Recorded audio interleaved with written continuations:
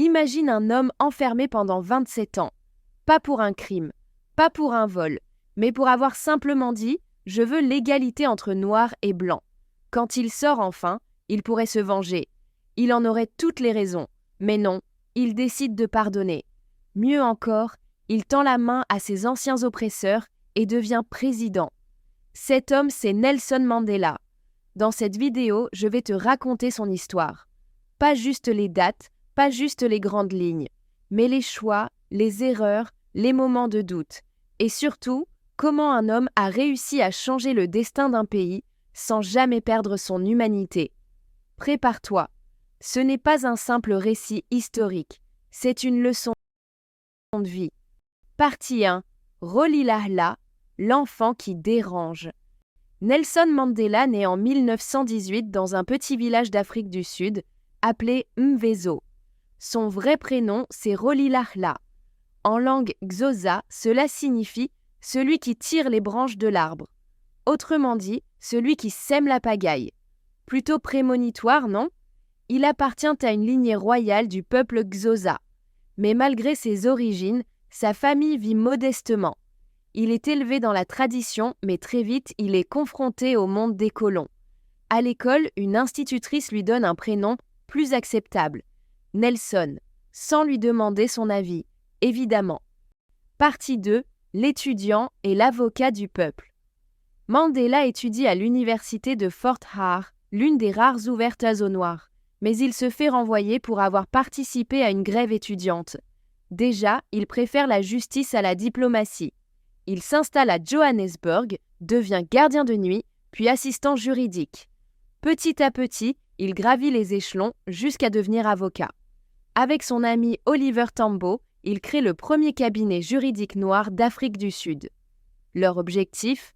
Défendre ceux qui n'ont personne pour parler en leur nom. Partie 3. L'apartheid, un racisme légalisé. En 1948, le gouvernement met en place l'apartheid, un système de ségrégation raciale brutale. Les Noirs n'ont plus le droit de voter, plus le droit de circuler librement, ils doivent vivre dans des zones séparées, utiliser des bus séparés et même des bancs séparés. Les protestations sont violemment réprimées.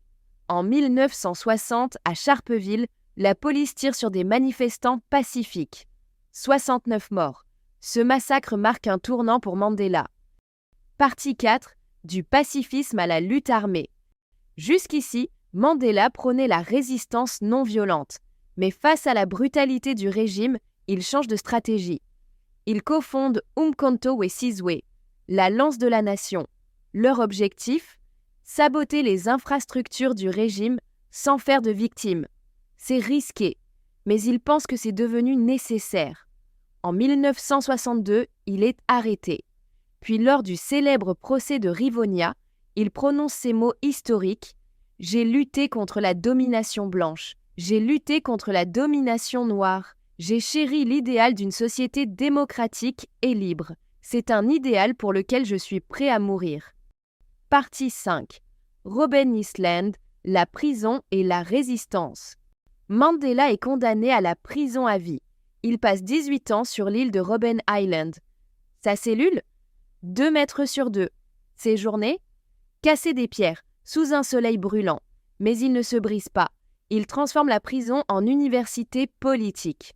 Il discute, il enseigne, il forme d'autres leaders. Partie 6. Le monde entier se réveille. Pendant que Mandela est enfermé à l'extérieur, le monde commence à bouger. Des artistes, des étudiants, des pays entiers réclament sa libération. Le slogan « Free Mandela » devient un cri mondial.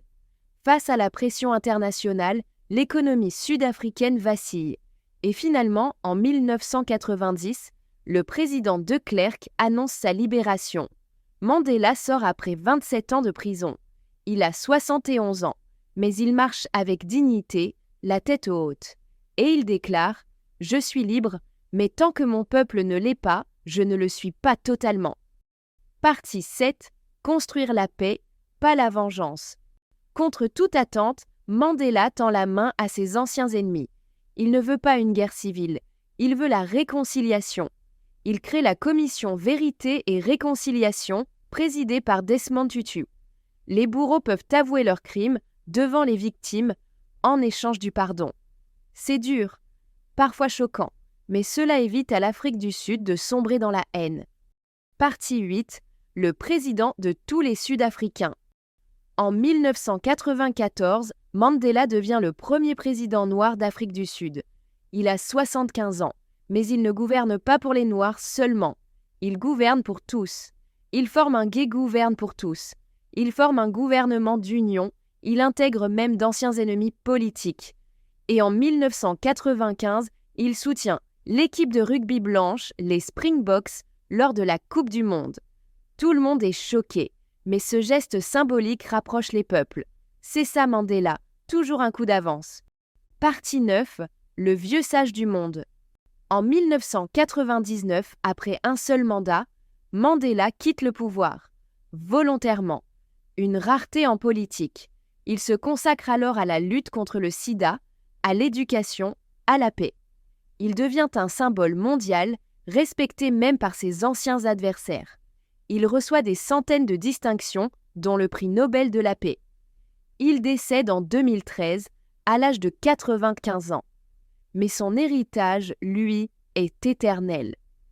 Partie 10. Ce que nous laisse Mandela. Mandela n'était pas un ange. Il a eu des défauts, des contradictions, des échecs. Mais il a tenu bon. Il a montré que la justice pouvait naître du pardon, que le pouvoir pouvait rimer avec humilité. Aujourd'hui, son nom est gravé dans l'histoire, pas pour avoir régné, mais pour avoir réuni. L'histoire de Nelson Mandela, c'est celle d'un homme qui a refusé la haine, qui a mis la paix au-dessus de la colère, et qui nous rappelle que le courage, c'est aussi de pardonner.